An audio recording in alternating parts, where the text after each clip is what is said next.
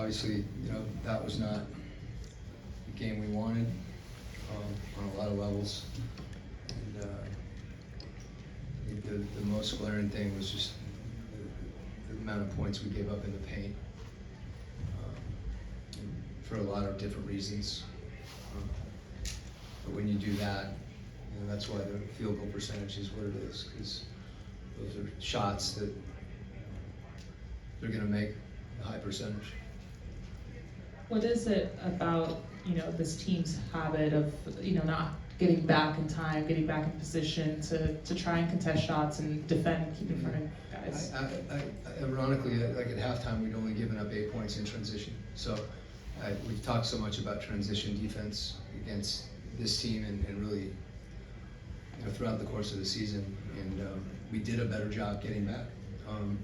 I think it's difficult when we miss some easy opportunities early, and it's hard to defend against those. And then we had some turnovers.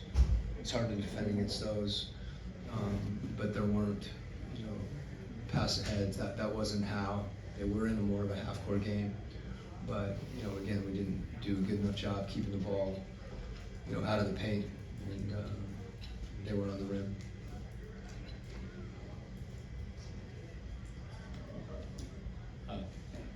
When you have Capella coming back and you talk about the points in the paint, of course, all the blame can't be on the big man, but can you just talk more about just his impact coming back and just...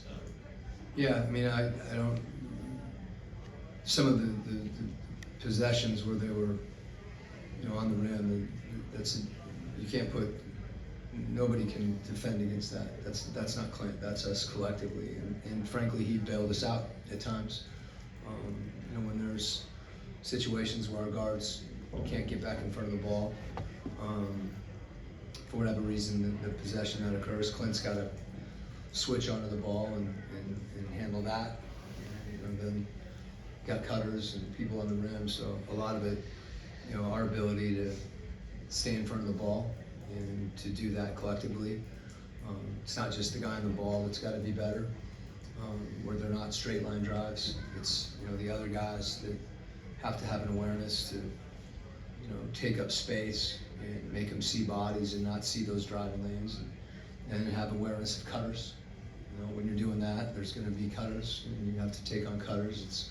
So it's an accumulation of things throughout a possession, and then all of a sudden, you're asking somebody that's down there, whether it's Clint or O or JJ or whomever, to try to make a play that's a really difficult play to make. So I don't attribute that to our rim protection as much as I do to the things that are happening to allow them to get in that area. So Coach, you touched on the points in the paint. In the 3 meetings we played against Indiana, they've shot above 70% at the rim. So do you feel like that's something to do with the way they attack our defense, or could you speak to it? Yeah, they drive you. And they're pretty relentless with that. If one guy can't drive, they're trying to move you, and then the next guy's driving you. So it requires you to really defend throughout the entire possession. And when they drive it from multiple positions, you're in a lot of help situations, and you got to recover. But that's the game. That's the game. And we just got to do it. That gets back to execution, whether it's staying in front of the ball, whether it's pick and roll defense. We didn't want to get up and get too aggressive on pick and roll because that opens things up. And then we adjusted and did more of that as the game progressed to try to impact the ball that way. But then someone's in a closeout situation and you end up with a similar situation as far as it comes down to 5 guys defending and not allowing the ball to get that deep, because when it does, it's very difficult no matter who you're playing against and no matter who's defending. The ball gets in that situation, good things are generally not going to happen. I know Trey's been dealing with some bumps and bruises, and I know you guys don't like to look for excuses, but he's kind of been in a little bit of a slump over the last few games or so. I'm curious if that shoulder has been bothering him a little bit, or maybe that little tumble that he had. Yeah, I know,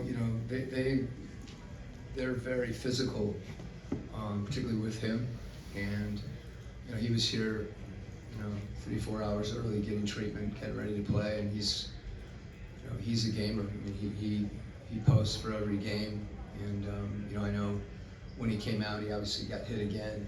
I haven't had a chance to talk to our performance people, but he's been banged up and he's been playing through it, and tonight was a tough game.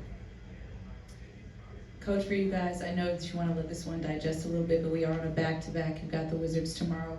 What kind of response are you looking forward for your team tomorrow? Yeah, this is one of the things about this league.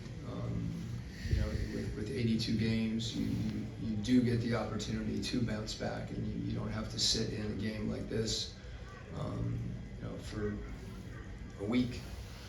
So we need to bounce back and be ready to go tomorrow, and do whatever we need to do really mentally to be in that place. Thanks, Coach. Okay.